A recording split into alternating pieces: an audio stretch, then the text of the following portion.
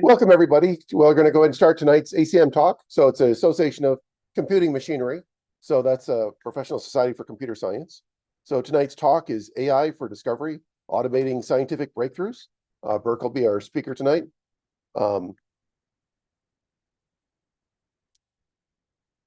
So about the San Francisco Bay Area ACM, we're a local professional chapter. So there's student chapters, there's professional chapters.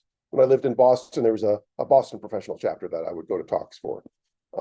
So there are a lot of different regions or in different countries. Our chapter was founded in 57. ACM was founded also in Silicon Valley in 47. So we're a little bit older than meetup.com. We're a nonprofit here to create community, support networking and hiring. There's a $20 annual membership. We have upcoming talks are listed on our meetup site for SF Bay ACM. And our past talks, we have maybe 220, or I haven't counted lately, of our more recent talks are on our YouTube channel. So you can see those. We record it live to YouTube. So there's maybe 15 people watching on YouTube now. So if there's audience questions, then as you speak it, the speaker can hear the questions, but he has to repeat it for the recording and for the audience. So please know 5-minute preambles with a 3-part question that the speaker has to remember and repeat. Be kind to our speaker, please. So we generally have 2 monthly meetings. This is approximate. We might have a general computing meeting on the 3rd Wednesday of the month, or a data science meeting on the 4th Monday of the month. But that kind of changes based on the speaker availability and who we invite and things like that. So if you like our meetup, give us a 5-star review on meetup.com. On Meetup, there's a spot where you see stars, so you can go ahead and click on the star rating. And if you're happy with us, we'd love to earn a 5-star rating. We have some sponsors. So RXM is one sponsor, so they do cloud, native, and AI training and consulting. So they're based up in San Francisco. So they give a donation every month to cover our location costs for meeting here. But they offer like week-long trainings on Kubernetes kind of things. So very in-depth technical. They go on site, travel internationally to give training to the teams. Another sponsor is FrontEgg. So FrontEgg, manages cumbersome identity. So it helps with just identity management in your software. So you can chat on Zoom. For the remote people, if you have questions, we'll try and monitor that and then ask the speaker the questions that are remote. Also, if there's technical issues. There's job announcements. So since we're a nonprofit, sometimes I do go across the room from one side to another, see if anybody has announcements of, hey, my company is hiring in computer science or data science, or, oh, did you hear about this other upcoming Bay Area event that people come to here might like to go to? You can mention other meetups or other local conferences. So I'll go from one side of the room to another, ask if anybody wants to raise their hand to make an announcement, any hirings or other events. Raise your hand if you want to share with the crowd. Any announcements or hiring? Okay. It's always good to check. We have a call for volunteers in general. So we have about a dozen people that help run the organization. I'm one of many. I just happen to be a little bit more loud and outspoken, but we have a lot of people behind the scenes doing a lot of good work. So there's a variety of different ways to help. It could be from publicity or marketing, could be logistics, picking up pizza, based on what your skills are and what your interest is, we might be able to find something. We want to make it easy to start small. We have a monthly meeting among volunteers that we have a planning meeting of upcoming events and kind of review an agenda. So if you want to get started as a volunteer, you can kind of come and listen to see what things are about, kind of tip your toe in before you get too involved. We have a honor system jar for food. So your $20 membership doesn't pay for too many slices of pizza. And so we're just picking this up out of our pocket. So if you can contribute anything back proportional to what you eat or drink, that's great. We are a 501c3 nonprofit. We also take tax-deductible donations. So we have some upcoming events. So on Tuesday, May 27th, here at Valley Research Park. Oh, everybody look at that back door. So that's the main entrance door that you would come into. So the parking lot is to my right.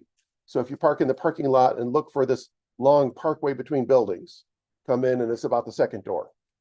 So that'll be the easiest way to get in. And we'll try and have better description on the meetup site for future events. We'll take that as a lesson learned. We've had a few people come to the front main door, but it stands to reason. You see an address, Google Maps drives you to that address. You knock on the door, what's going on? So we'll try and clarify. But the next talk is control logic, the backbone of AI data center infrastructure, and the speakers from NVIDIA. So that should definitely be an interesting talk.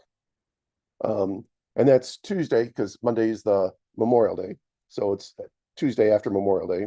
We have a Saturday and Sunday event on June 7th and 8th. So that's 10 a.m. to 6 p.m. both days.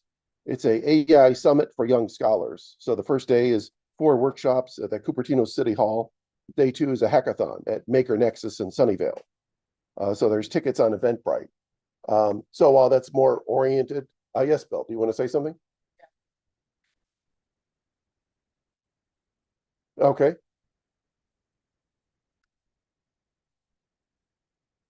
Or if you want to just read it, that's okay too. Or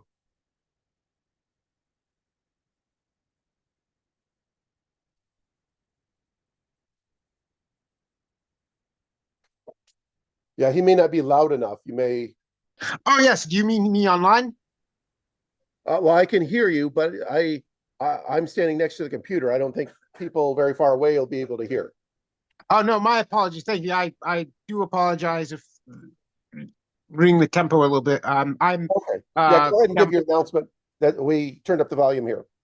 sure. Thank you. Howdy, y'all. My name's Matt Gabriel. I'm the founder of Cypher. We're a small job tech startup based here in the South Bay, and we're currently looking to bring a few people onto our team. We're looking for some devs as well as for some other roles, and I don't know how to copy paste like a post, but I'll see if I can share it for anyone on Zoom, and I'll also reach out to the host to share a little more. There's a If Zoom, you're just there's a reaching Zoom out, chat, and yeah. on the you can post there for the people on Zoom. But the broadest reach would be if you go to the meetup site for this event for tonight, and you scroll down below the description. There's a chat box where people can post things. And in that chat box, you can say, here's my company name, company web link, here's what we're looking for. So you can just paste things there, and then how to reach you or what you like. And so you can just post content there. And then everybody in the meeting here or in Zoom can follow up and see it there. God, will do. So that's my announcement. Thanks. Repeat, what was the company name again? Cypher for short. Or it's long. Yeah. Well, I mean, if we web search we do a web search for Cypher and we find it at the top of the list. Most likely. Okay. So a company called Cypher, and they're having some job postings, and he'll post it on the meetup site in the comment section at the bottom. So thank you very much. Appreciate that. Appreciate you guys. Sure. And then Wednesday on June 18th at 7 p.m. here at VRP, Valley Research Park, we are going to have another meeting. We don't have the topic title yet, but usually that's our biggest meeting of the year. And that's going to be our annual election of the board. So remember how we said you have like 6 elected board members and probably 12 people altogether. So that's our annual election. So just to put that in your mindset. So now I'd like to introduce tonight's talk. So again, as I said, it's AI for discovery, automating scientific breakthroughs. So this isn't just being a helper bot, but this is actually helping with the research by Berke. So it's a new era. AI can drive breakthroughs. At Superbio AI, we're building an AI scientist. It's a multi-agent system that understands scientific challenges, runs computational experiments, and delivers actionable insights. And he'll talk about how AI can automate scientific reasoning, optimize model selection, and accelerate discovery. He'll talk about some of the technical foundations, real world applications, and what's next. So for some of his background, he's been a researcher and entrepreneur specializing in computational biology and machine learning for life sciences. He's focused on applying Gen AI to scientific discovery. He leads AI-driven research and development, collaborating with both academic institutions, universities, and biopharma companies. And his LinkedIn is on here as well. So please help me with a warm round of applause for tonight's speaker. Thank you. All right. Hello. Can you hear me well? Do I need a microphone at the back? Hear me well? All right, I'll enunciate. Quickly, let me do this. All right. Okay. So hi everyone. Really thrilled to be here. Thank you, Liana at the back for inviting me. Today I will talk to you about something that I think like fundamentally reshape how we think about scientific discovery, how we think about biomedical research, not just as a tool that we use, but really as a teammate. At Superbio, we call it a little fun name, super intelligence for science. It's not really the AGI overlords, but we're really talking about something much more practical and much more what feels like really immediate, right? Just so you know, I will ask a lot of questions to you. I like to keep things conversational. I like to keep things a little engaging. So hope you join in on the conversation. So I never gave a talk or joined an ACM event before, so this is very new for me. So I'd love to start off by just asking what people do. Would anyone want to share what they do? Is everyone a computer scientist? Is anyone not a computer scientist? What do you do? More biology. Biology. All right, we have a biologist. Awesome. All right. Any more scientists, experimentalists? Anyone that works at a pharma company? Yes.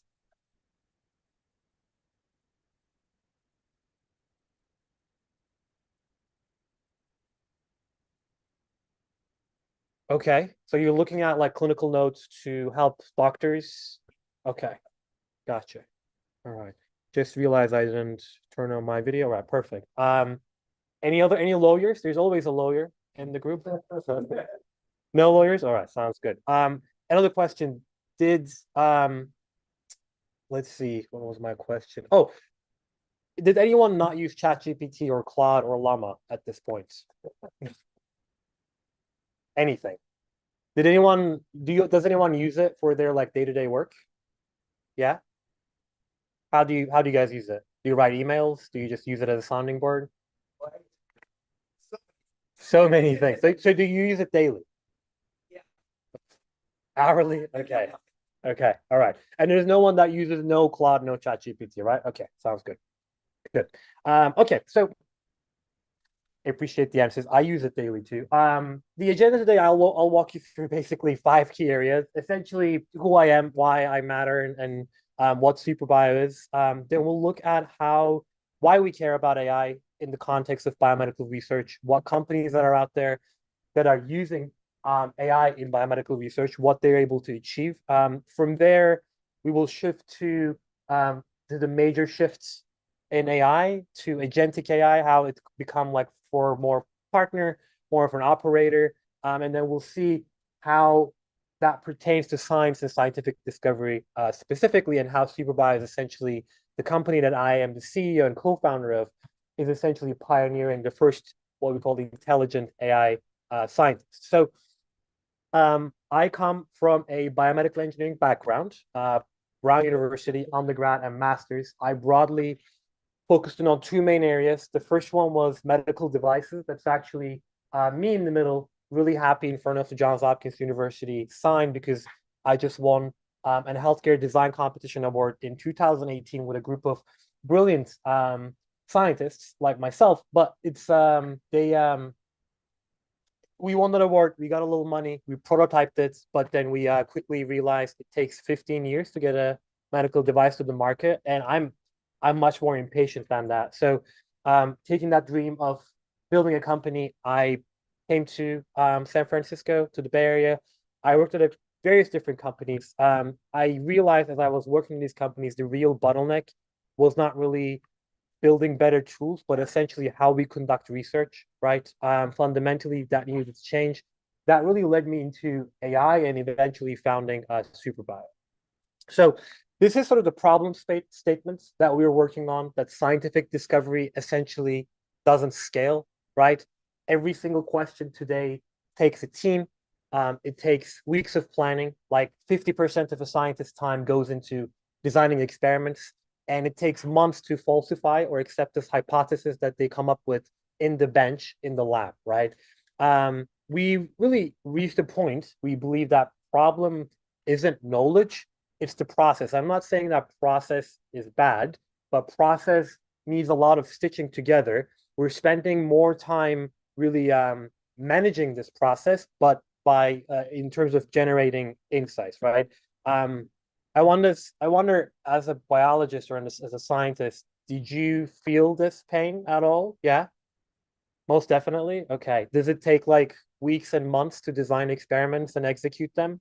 I'm doing a little field research. Okay. All right. Sounds good. The answer was yes for the Zoom, for the people on the Zoom. So at Superbio, what we are asking ourselves, but what if one scientist, one AI teammate can do the work of 10 AIs, 10 scientists, right? The idea is really, really simple. You prompt an AI, it helps you design experiments, find in silico like AI models, interpret results, all in silico, all in the computer without you ever touching essentially like a pipette, right? This is what we think is the foundation for autonomous scientific research. And just to like zoom in on the product that we are envisioning a little bit more, we're not using just one model. It's not just ChatGPT. We're building essentially a team of specialized agents that act like a research team, like a digital research team, but they are made up of code, right? Each agent has a role. They take a scientific question from a scientist, they hypothesize, they look at the literature, they plan, they execute, they interpret, and we have a critiquing agent at every step that makes sure that science holds up. Everything that every agent says makes sense, and then provides that back to the scientist. This is a question someone that really asked our system. Can metformin treat Alzheimer's? Metformin is a diabetes drug, right? But drug repurposing is a very, very promising field. We have thousands of drugs. Why can we not actually mix and match and use it for various diseases that have been FDA approved, right? So here, the idea is, it's a deceptively simple question, but what our system will do, it will look at hundreds of papers and it will find out a few biological pathways that metformin might affect specifically for Alzheimer's. It will come up with the like rank and come up with the best one. We'll pass that to the planning agent. We'll look at, again, literature, GitHubs. We'll extract protocols and algorithms, and then the execution agent will execute, and the results will be returned with the next steps as suggested to the scientist, to the user. So this will all be done autonomously with the human in the loop, right? We have been around for 3 years, maybe even a little over 3 years, but we didn't start as an AI scientist company. We started as a model hub. Is anyone familiar with Hugging Face? Hugging Face? Yes. Okay. When you talk to scientists, there is less awareness there. But we really like launched as a curated list of biology models, sort of Hugging Face for biology idea, where we aggregated over 700 models across different domains like protein design, cell analyses. We wrapped them around in really easy to use interfaces, deployed all of them, production ready, made sure they were reproducible. But we found that infrastructure today actually gave us an edge to build a co-pilot, to build this multi-agent system over that can actually, one, we have the infrastructure to run models. Two, it's essentially a training ground for our agents to learn about scientific behavior, scientific reasoning, and know like which models to use and when to use them, right? We believe it's a growing edge because we continue integrating new tools weekly. So we have like over 700 APIs that our model can use really, really easily, right? This is the vision in action, right? It's, just to reiterate, we're building the first intelligent AI scientist. The type of questions that we're looking to answer is, can you repurpose drugs? What are the 5 FDA approved drugs that you can use for this other disease that I'm working on? Can you design better chemotherapy than the FDA approved treatments for breast cancer, for example? So we're not really, with the Model Hub, we sped up the process of starting to use AI tools in scientific research. Now we're not really looking to speed up a process or one part of the process. We're really rethinking how the whole pipeline operates. Just to talk very shortly about why we're doing this, why this matters. Just to talk about numbers, traditionally, going from hit generation, which is finding the molecule that will fit into the protein that you're interested in, or like a biomechanical pathway that you're interested in, going into clinical trials to actually testing its safety and efficacy in humans, it traditionally takes 5 years and $500 million, right? There have been companies that had used AI excessively in their R&D, such as Helix, that were able to do this in 1.5 years and $2 million, right? This is a bit of an outlier. Like about only 20% of the pharma companies or biomedical research organizations that I talk to use AI regularly in their day-to-day, right? It takes, I have a note here, another number, only 1 in 5,000 compounds that start drug discovery ever reach the market. And apparently, like the average cost of the entire process can be up to $2.6 billion, right? So what can AI actually do in science, right? So I'm just going to go through some examples, but does anyone have a guess at the age of LLM or before even LLMs? How do researchers running experiments today use AI? Do you use AI at all? Yeah. Is it like large language models or data analysis tools? Can be both. Okay. All right.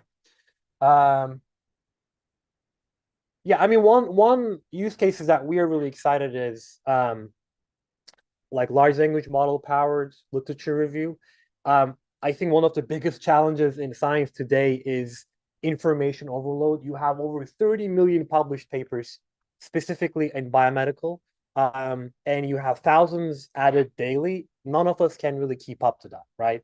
I mean, maybe this will resonate with you. I have many, many unread tabs that I have opened up weeks ago that I was going to read, but I just did not read, and it's still there. And it is pressuring me, it is stressing me out. But AI really changes this by not just retrieving papers for you, because you can go to PubMed or Semantic Scholar and do that, but really synthesizing information for you, right? Like at Superbio, while we were building our model hub, we actually developed a tool called SearchBio, right? This can analyze, and I actually have a demo for this. Let's see. Perfect. So this is a Superbio platform. You have all these tools, again, hundreds of these. SearchBio is the one that's specifically built for literature research. What it does is it goes into, and I'm asking the same question. What this does is goes into this database that has over 200 million articles. It calls like with 3 different APIs to pull in information. Once papers are pulled, it re-ranks them according to how relevant it is to your specific scientific question. And then it sort of lists them all out and then summarizes the top 4 papers, as well as giving you the list from the most relevant to the least relevant, right? One other quick like extraction thing that you can do is you can click on a few of these, and then you can click on main findings or limitations and methodology, so you can quickly extract the information from these different papers, which is a very, very critical part, literature review, in the scientific process. That's where literally everything starts. And you can download the table later on. So, yes. Science, there's a website, Papers with Code, Uh-huh. and it'll have a lot of data science papers that have competed on, one paper will cover 4 data sets. Mhm. This will list data set specific and all the papers that have competed on that. And then over the years, you see how it improves on some metrics. So it's kind of like a Benchmarking. Is there something like that for the biomedical area? That's something that competing on the same data set. That's something that people have, like pharma companies especially, ask us. Good point. The question was, do we have the capability at Superbio to benchmark, just like Papers with Code shows how different models perform on like the same type of data set? The short answer is no, not right now, but it's in the product roadmap, because we have seen a lot of companies wanting to take an existing model that we have right now, fine tune it, and then see how it performs according to the model that has been already trained. So to be continued. We will get there on our roadmap. Yeah. So I have You have good ideas. Hit me up later. So the other, I think, really interesting, really promising area is target discovery. For those that might not know what target discovery is, it's essentially finding out what component in the body is malfunctioning, right? Understanding disease goes through identifying the proteins that are involved with that disease. But the structures of most of the proteins are really, really difficult to determine, right? You need experimental techniques like X-ray crystallography, cardio-M, which are quite expensive. It can take up to a year, maybe several years for you to be able to determine these products. And it's important to determine the shape because the shape dictates the function in proteins. So you want to know the shape of the protein, right? But about 5 years ago, DeepMind, Alphabet's AI company, came up with this model called AlphaFold, which is a protein folding model where you can put in an amino acid sequence and it spits out the 3D structure of the protein, right? This essentially solved a problem of like spending a lot of time and a lot of money in trying to determine the shapes. It has so far, from what I know, has predicted the shape of over 20,000, like all the proteins known to humans, over 20,000 proteins so far in just a single year, right? And it is already impactful, right? It helped predict the CFTR protein, which is a cystic fibrosis protein, already, and any drug that happens, any drug that's designed for cystic fibrosis from now will be partially thanks to AlphaFold's work in there. So again, just to show you what AlphaFold looks like, if you go to, and I can sort of do this. If you go to AlphaFold, this sort of AlphaFold model on our platform, you can put in the amino acid sequence. You can read about what it does, and we show some example results, right? So you can see the folded protein within the platform really, really easily.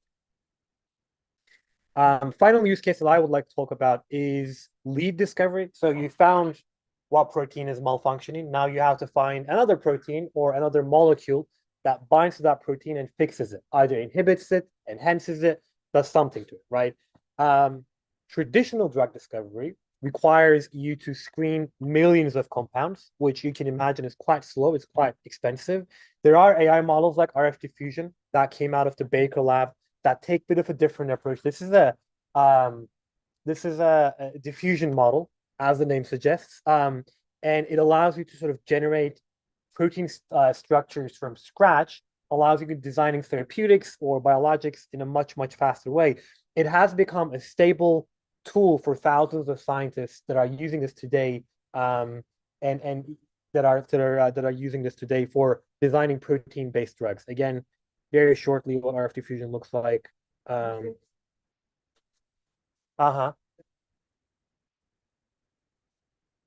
That's a risk, but it also comes with, and I'll show you here.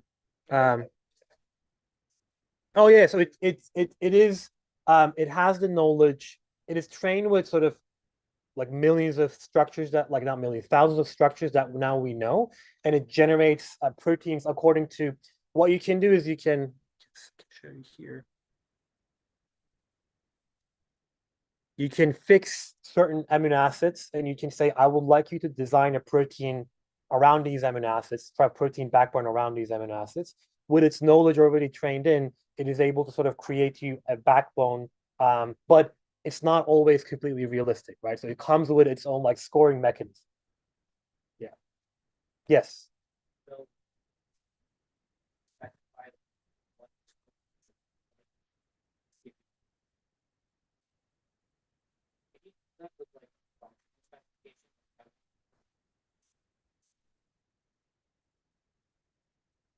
You would be able to do that with platforms like ours, right? You need to be able to get data from elsewhere, compare it, right? Run some comparative analyses between what you created, what's already out there. With just like, to my knowledge, there is no one model that does that, because that question that you're alluding to, which was, can you say it again so I can say it? Mm-hmm. Mm-hmm.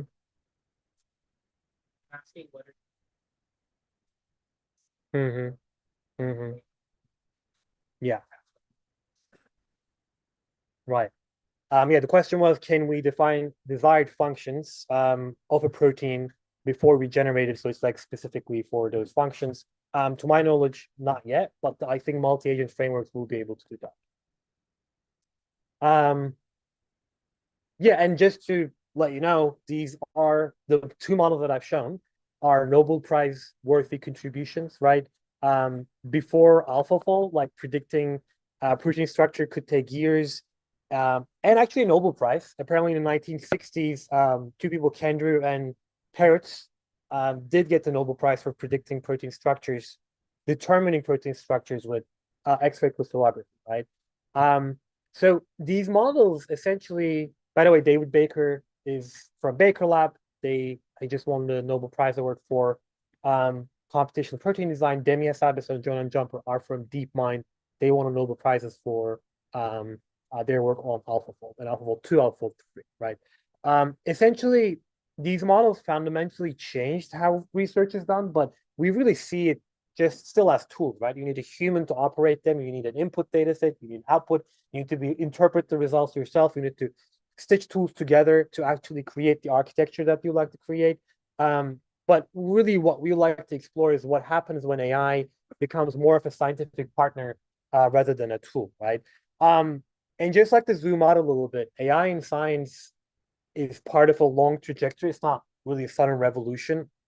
Every leap we had from like Deep Blue all the way to AlphaGo to AlphaFold, it brought us slightly closer to autonomy. And I think the next frontier isn't necessarily just solving the problems, but it's really asking the right questions to whatever system that you're working with. Can like AI design its own experiments, its own models? Can the AI design, can an agent design another agent, right? Really, what I like to do as I'm speaking is imagine, your field, whatever you're working in, how that looks like with the current technology that you have. I mean, for me, I'd love to have a foundational model that can go out and find the best investors that is investing in my area, in my focus, in my type of company, sends them out an email. I would love an agent like agentic AI model actually finding candidates, engineers for me. So imagine what would that be for your field, right? So major shifts in AI, as I mentioned, which is agentic AI. Let's define this term. Who would like to take a shot in what agentic AI is? Yes.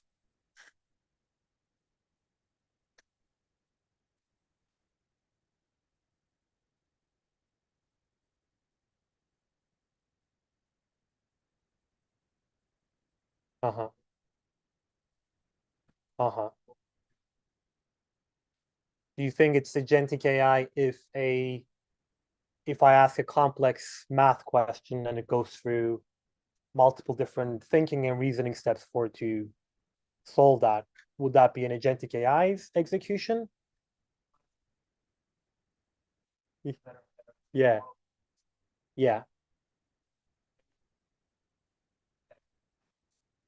Mm-hmm. Mm-hmm. Mm-hmm. Mm-hmm.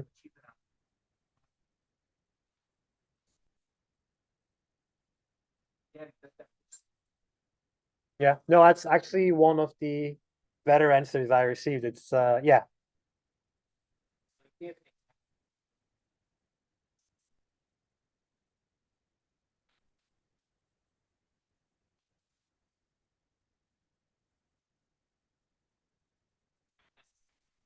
Mm-hmm.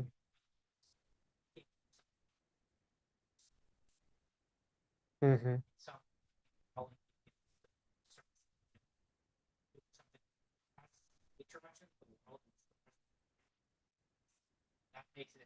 Mm. Yeah. I think like engaging with the outside world is one of the best ways to put it. Whether this could be an interface. Yeah. Mm.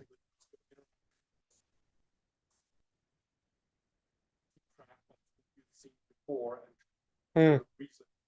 So look, the context that you've given it, it has to keep it in mind and does like execute that task over time. Okay. Yes. I would say for agents, there's different levels of maturity. Mm-hmm. More basic set of agents would be a particular workflow. Like if you have a Gantt project plan, step 1, step 2, step 3. Mm-hmm. A Mm-hmm. more advanced one might have a manager, agent manager that could add manage different agents and their communication between each other, and help manage. And then the next step might be an agent manager that can redefine new workflows. Mm-hmm. So just like you have a function call, this function takes in numeric and outputs numeric. Mm-hmm. So you can chain together a bunch of numerics. You could do an equivalent with kind of a semantic work product. You're building a work product for market research. Mm-hmm. And you have market research step 1, step 2, step 3. You rearrange the steps. Some steps can be by an agent or by a person. Mm-hmm. Mm-hmm. So just the way there's types for functions, numeric and character, there could be types that are workflow specific Mm-hmm. Mm-hmm. on a multi-agent system that could be dynamically connected Yeah. together. Yeah. Like what Lego blocks are compatible. Yeah. Yeah. I like the idea of like, as it matures, there's a collaborative aspect, there's a teammate aspect to it that you can sort of interchange between the agent and the human. But thank you for the inputs. But yeah, I mean, just like you said, just last year it was a little different. There is a shift from tools to partners. Like, you would just put input, you would get results. We're seeing this shift. AI is becoming more like a partner. And the idea is like, what if that partner could help you run your next study, right? And you might have seen this, but essentially the idea here is, it's acting in its own, right? ChatGPT operator. This is like ChatGPT's example. I'm not sure if it's publicly available. This is just a demo recording that I had. It can navigate websites, right? It can fill out forms for you. It can book hotel rooms. It can do all of these things for you. The question is, if it can execute these simple web tasks, what can it do for scientific discovery, right?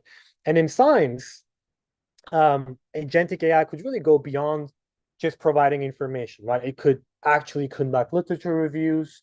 It can design biological experiments. It can take your data, analyze it. It can draft scientific papers. It can file IND or FDA applications looking at the entire experiments that you've done. AI could really automate a lot of these steps that I have listed here. As like a real AI team. It can advise a subject matter expert. I actually have a really cool example that I've put from a research group. Any other ideas that agentic AI can do for science, for biology? I had a question. Yeah. I mean, your focus on a lot of these is about biological study purpose, but it just seems like it would be really extensible to physics and other kind of areas, like the kind of specific problems that are biology related that can leverage agentic, and what are the kind of generic things that maybe other research areas would leverage these similar tools? That's a good. Yes, the question, of course, no problem. The question was, what we're building is for biology and scientific use cases, but can it be and will it be extended to other types of biology and scientific domains as well? I think building a startup, it helps being laser focused into a narrow subsegment, but we do believe as we get closer to the AI scientists' vision in terms of the product, that it would be definitely helpful into expanding into areas like physics, I don't know, environment, etc. So I do think it would be useful. Many of these things that you see here are subset of agentic capabilities that is tailored for biology, but if you have those capabilities, you can execute it for other types of things as well.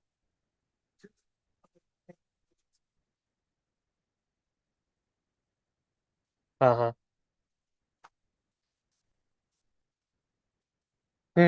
Clinical trials.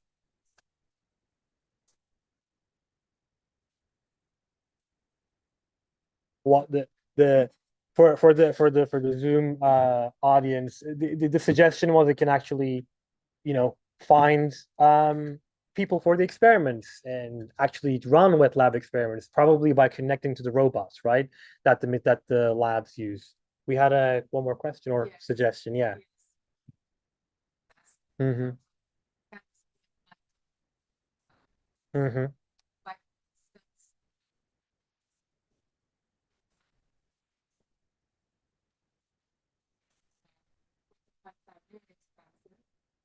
Creation of those like nanomaterials at the atomic level.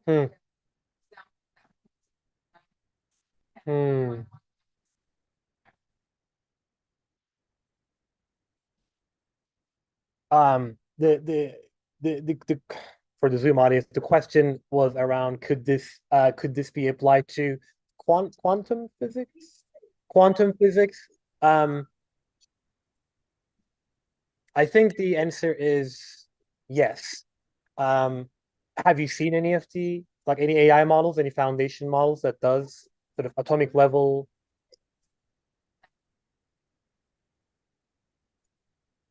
Hmm. Hmm. Understand. I would suggest, certainly LLMs are good string followers and processors where the string is text or DNA. It's very good at code like Python, SQL. So just like there's a lot of quantum programming. So it's very good at languages that have a lot of examples on the internet. There's probably not a lot of examples of quantum programming, but you could probably train up something with a low rank adaptation. Give a lot of examples of the quantum programming language. To describe this as a function, my input parameters is my output. This is some examples of code. So you give it fast examples like that, and then you could use it in the future to generate code. So that's something small and entertaining. Greg, please go. Hi, this is Greg. So one question or one suggestion I had for the audience member that was asking about how the ideas of the speaker here could help with quantum computing. Without being a quantum expert, I am a computer science background. So from a computer science perspective, I know their quantum programming is very different than Python programming. And a lot of the LLM models are trained on long strings of English text. On the internet, they could scrape a lot of Python text or SQL text or shell script text. So they could know those languages they don't have many examples of, maybe some rare African dialect or quantum programming. You won't have many examples of. So if you do something like a low rank adaptation, you do some supervised fine tuning.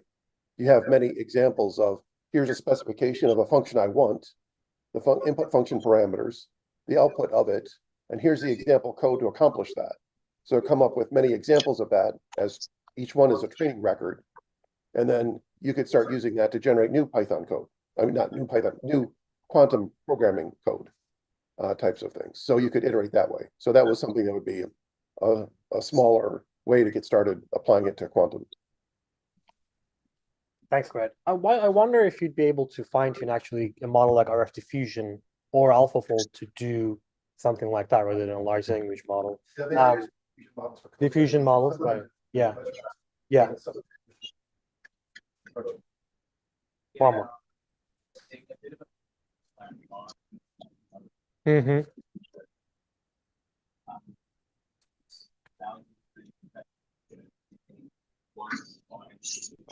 Mm-hmm. The question was, there is a move towards multimodal capabilities in models.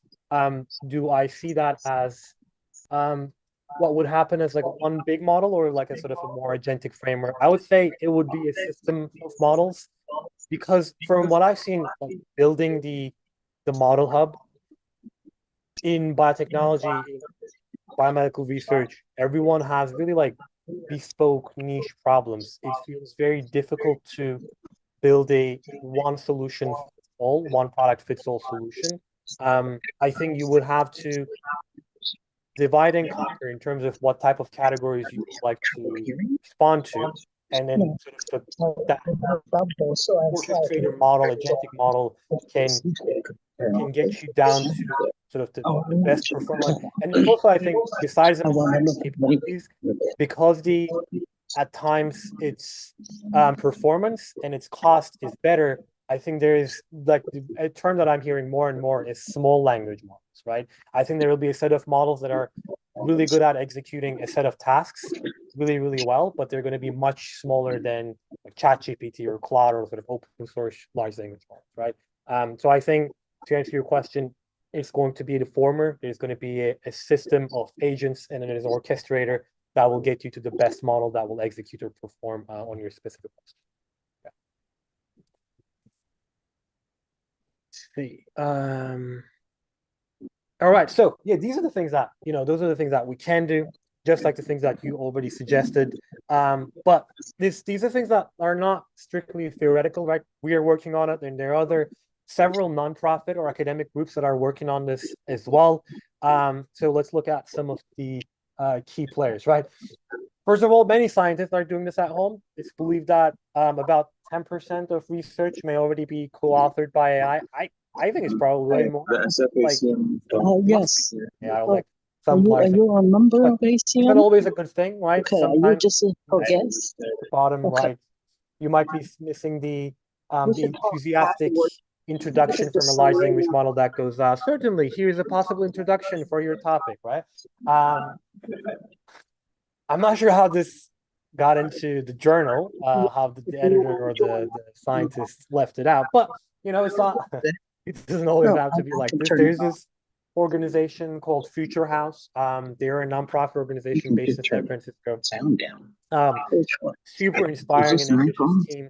Their goal is to develop Enjoy. like autonomous system that can assist scientists on like Yeah. analyzing data, I just generating got something. insights. Just got Now it their going. work is still early stage. They have been publishing a few agents, but they kind of highlight the growing shift towards like AI-driven discovery. These are some of the open source tools that they develop, some of which are available on Superbio. I think they recently released a set of agents on top of these. Also very impressive. So I'd encourage you to go out and take a look at Future House. I mean, Paper QA, it allows you to chat with PDFs. Very good. Much better than ChatGPT or Claude when you upload your PDF. It does like hundreds of LLM calls just to be able to answer your questions. It does pull information from like graphs, from figures, which is really important in scientific literature review. And the other cool one is hasanyone.com, which is essentially, and I think this has been integrated into another tool, but it is this tool where you can go in and ask like, has anyone else written a paper or done a research on this specific subject? And it tells you, looks at the entire literature and tells you who and what worked on this specific, right? The other one that I'm kind of that is kind of inspired us is this paper that came out of Stanford University called Virtual Lab.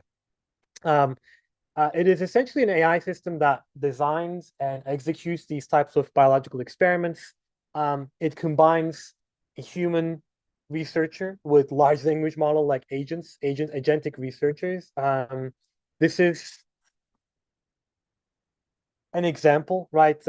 It's essentially mimics a real world research team using AI agents with specialized roles like principal investigator that oversees the process. There's domain specific agents like machine learning scientists, immunologists. They essentially collaborate, have meetings, and they design experiments. And you have the scientific critic, as I said, they inspired us, that actually makes sure that every step, every result holds up in terms of scientific rigor, right? And there's a human researcher that provides a high level guidance, but not necessarily involved at every step.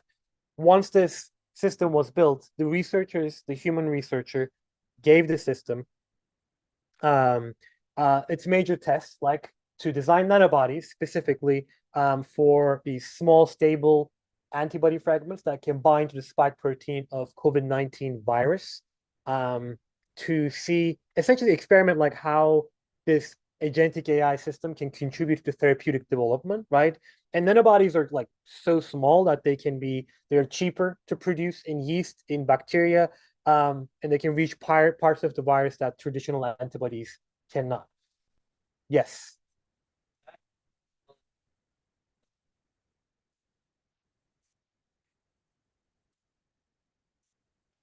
All in silico. So they design, and I'll talk about it. They essentially designed, what they've done is they mimic the real scientific workflow, right? First, there were AI agents, they were assigned roles. principal investigator, immunologist.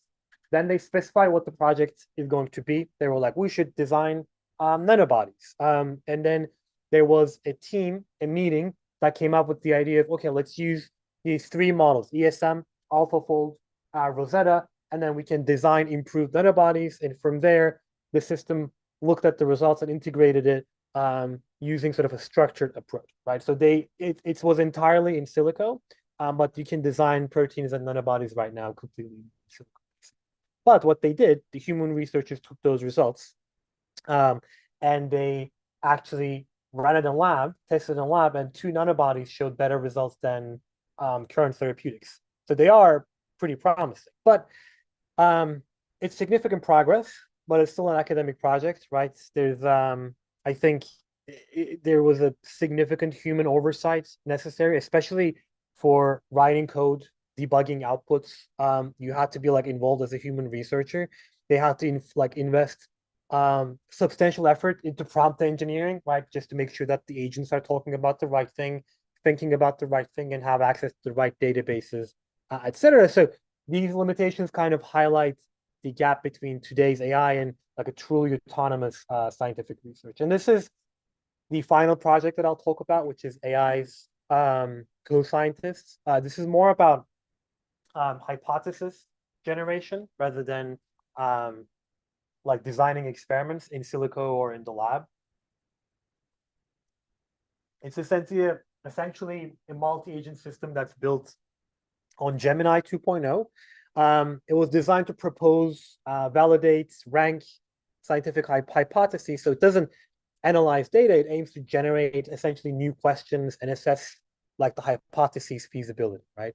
And it operates as a multi-agent system, just like the previous one, just like the virtual lab. You have the generation agent that takes your question, looks at the literature, generates an idea, a reflection agent that critiques it, a ranking agent that makes sure that the like prioritizes the best ideas, the other ones handle review. Like there's a human scientist that provides high-level guidance. But the gist of it is that AI co-scientist essentially mimics the scientific method by generating the hypotheses. It has this generate, debate, evolve approach, and the system essentially subjects its own hypotheses, just like virtual lab and just like how we're doing, to critical evaluation and improve them over time. They tested it in 2 use cases: drug repurposing. It allegedly identified candidates that were not previously identified for acute myeloid leukemia, and it found this new target for liver fibrosis that were not previously found. I think the cool thing is, though, that they actually gave the proposals that they created, and NIH and people, sort of scientists, I think it was scientists, right? Clinical experts actually evaluated the proposals that AI co-scientists came up with, and they were found that the hypotheses were well structured, they were evidence-based, and they would basically pass through like a grant application of an NIH, right? So it kind of showed that it generated like research that can meet scientific rigor, like rigorous scientific standards, basically. Quick overview: there are, Future House building AI agents. There's Virtual Lab from Stanford, AI co-scientists by Google. Each project essentially automates the scientific process, like literature review. We have experiment design, hypothesis generation. I think the next step, and that's where I think we come in, is sort of combining all of these in an execution and a reasoning layer, and then providing that to the user, right?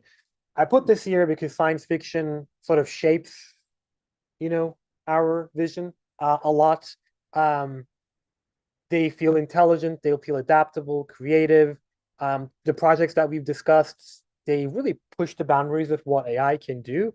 But essentially, in the end, they're really highly specialized systems designed to do narrow tasks really, really well. And, we're kind of trying to create our own science fiction moment. We're trying to create our own Jarvis. I guess I don't hear from you in a while. I'd be curious if anyone here has a science fiction fantasy for AI, for large language models. Yes, Greg. High school career goal was applied science fiction. Applying science fiction? Yeah, that was a while ago. A while ago. what would you want it to take off your plate today? Like tomorrow, I'd want to wake up and I wouldn't want to do this thing again. I want AI to do it. Yes, the answer was my whole job, and I agree. Yes.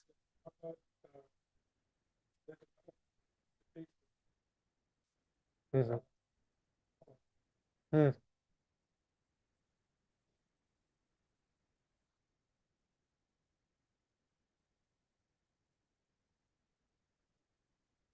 Mhm.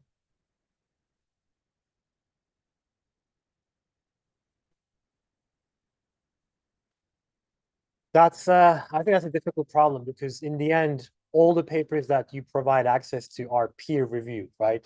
All of those. But I agree with you. Many of these, I'd go as far as saying like 90% of the papers are probably not reproducible. It's because the physics everywhere works the same in the world, but the way you conduct the reagents that you have, the people that you conduct these experiments changes, even though you have the protocols. So it's really difficult to reproduce, replicate these experiments. It is hard to differentiate what doesn't, the false papers from the good papers. But I think, I don't know, you gotta have trust in the system a little bit, or make sure that the built-in biases within a large language model are identified before, and you can sort of solve for like over counter overdose, if that makes sense. Yes.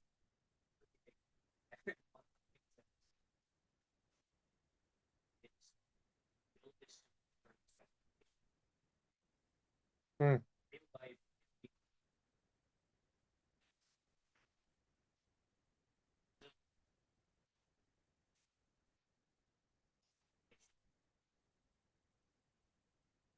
It would be it would be very cool application to like to generate materials on the go in a very fast way. I don't follow this, but how fast can 3D printers print nowadays?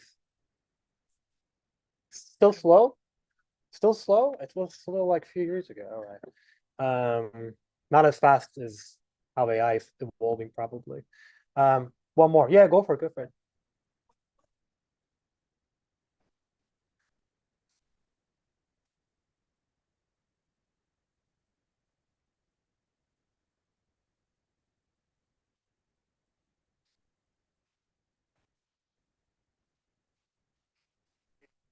Uh-huh.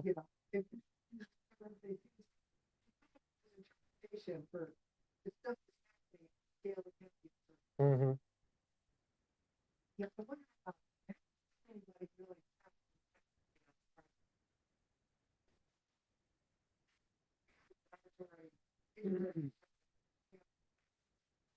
Yeah. Um, the the question is, um, how did even scientists come up with sort of these mechanisms and pathways in scale so small that it's invisible to the naked eye and to a lot to a microscope, so you just have to look at the data. I feel exactly the same when I like read about astronomy, right? How the hell did they figure out what's molecule, what element is in these planets, is in these stars? There is actually a project from Chan Zuckerberg Initiative that is aiming to build a virtual cell. That's a vague definition. I know. I don't know exactly what that means as well, but I think there are a few groups that are looking to take have a stab at it and try to replicate what we have in a cell in a sort of an in silico environment and see what that produces in terms of research. Um, let's see. Yeah, so just go back to Superbio briefly. This is where we are. Let me see if I have. Oh, I do have it. The 1.1 is where we are, right? We built out a Superbio assistant that looks at the Superbio database. It tells you the best models for your use case. Now you can actually ask questions, um, and it gives you answers from literature. Next up, we'll design experiments. Then we will execute those experiments, and then we will be able to not limit ourselves to Superbio tools. We will actually generate code on the go and then generate hypotheses and go to the AI co-scientist vision a bit more aggressively. Again, with what we have today, you can actually ask a question like, hey, can metformin treat Alzheimer's?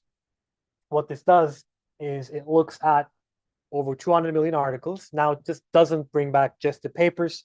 It actually gives you a cohesive answer, cites all of its answers, and it tells you what models on the right, sort of suggested apps, what models on the right that you can use, right? So it's come up with a few different ideas, right? There's limitations, there's controversies, there are potential benefits, et cetera, et cetera. So you have access to all the different citations if you're interested in reading them as well.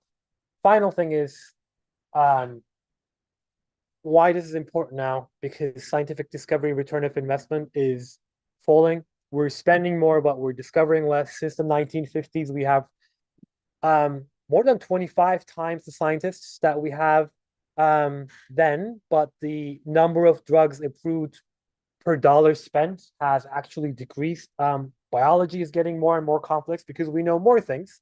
We have more data, but cutting edge technology in the industry is still underused. I think generative AI, automation, evidence-based decision making is poses a huge opportunity for us to accelerate some of the timelines that we're working with in the life sciences industry. And I think there's going to be a top-down top-down pressure in a lot of organizations to start using AI in research in every single, not just life science industry, in a lot of industries, in every different business function that they have, right? There's still some open-ended questions. That's my email, by the way, if you want to email me today, tomorrow, whenever you'd like. Happy to chat more. But these are some open-ended questions that I've come up with. Will we ever reach superhuman intelligence? I mean, we don't have to, right? We will have intelligent systems that will be capable of doing a lot of different things. Will they design their own experiments? That's what we're working on. Can they achieve discovery level of reasoning? We're yet to see. Other groups are working on this, but yeah, I'll just wrap it up here. Thanks so much for listening. I'd be happy to answer any questions you might have. Yeah.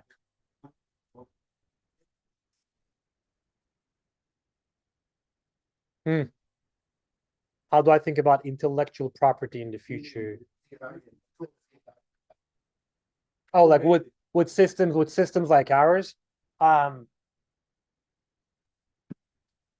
think from the way we have operated so far, the IP always belongs to the end user, to the company that is working it out. I think even if it's agentic, even if it has some reasoning capabilities, it always, I think in the biology context, it will always ground itself in literature or whatever that might be. I think the IP will always belong to the company that's working on it. It might. Yeah.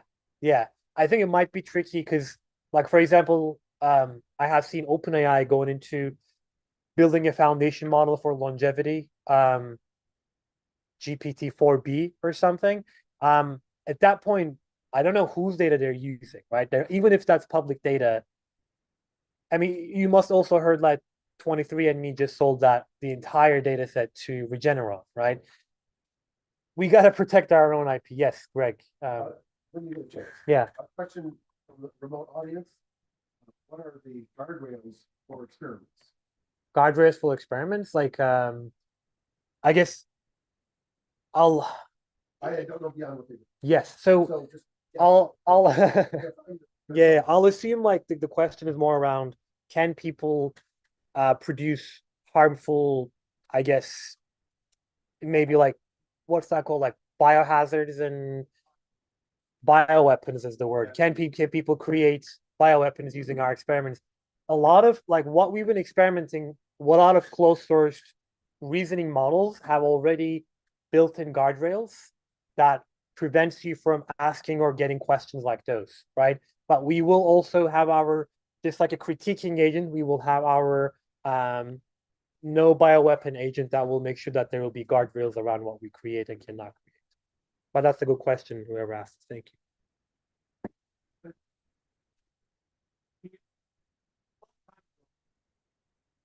That was research done that asked AI to generate.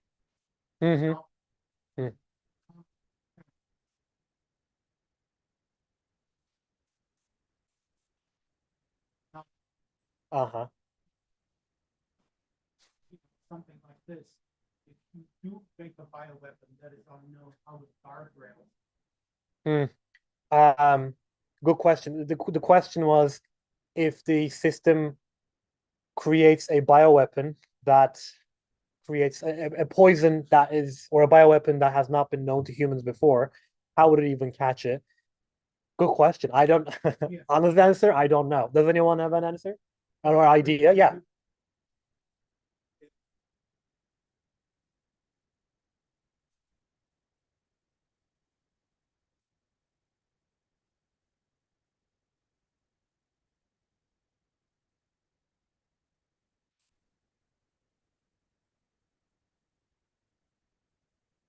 Mm-hmm.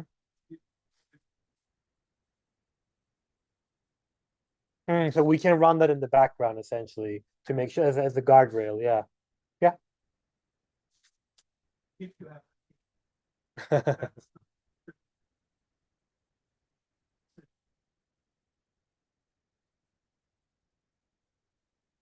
Sure. The prompting that you were doing on the page before on your homepage, is that a model that you guys have fine-tuned? Is that something off the shelf in terms of technology? How do you keep the model up to date in terms of the cutoff date? How are you ingesting new papers? It's every question is essentially asked and the papers and the information is retrieved from multiple literature databases and then it's synthesized and then given an information. So the question, whenever a database updates, whenever there's a daily update to the papers, our system updates essentially as well. Yeah. In terms of the actual language model, that's that you guys have trained yourself or you're using Right now, we're not thinking of fine tuning. Is like especially for the informational like scientific literature use cases, at least for now. While we want to be able to, what we are planning on fine tuning is on our own APIs, right? We believe that we will be able to have better performance for calling functions on our own platform than ChatGPT or Claude if we get to fine tune some of the models with our own APIs. Then there's a few tools out there like Gorilla, etc., that allows you to fine tune a large language models really easily with APIs. A couple of questions.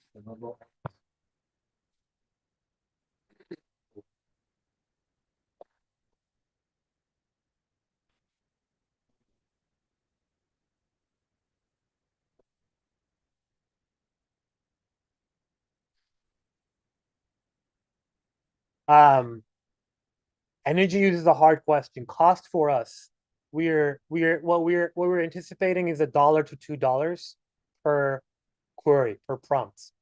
So we're expecting to be able to generate an experiment. I'm not sure running an experiment, but generating an experiment, just looking at the literature, looking at the user data, with $1 to $2 basically. Not sure about the energy though. I should look into that. You had a question, right? Yeah. It can be difficult to draw the line between them, things that are beneficial and things that aren't. An example I could think of would be like chemotherapy.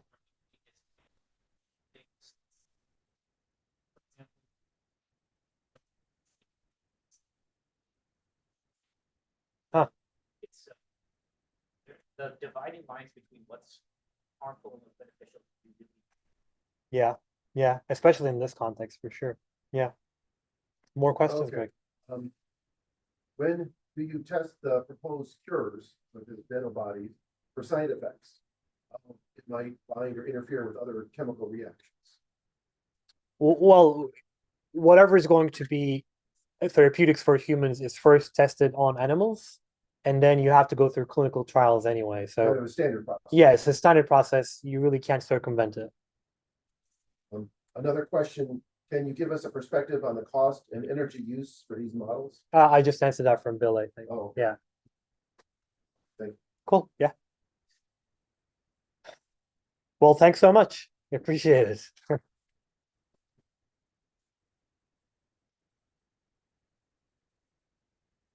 Did I turn off the Zoom? Yep. All right.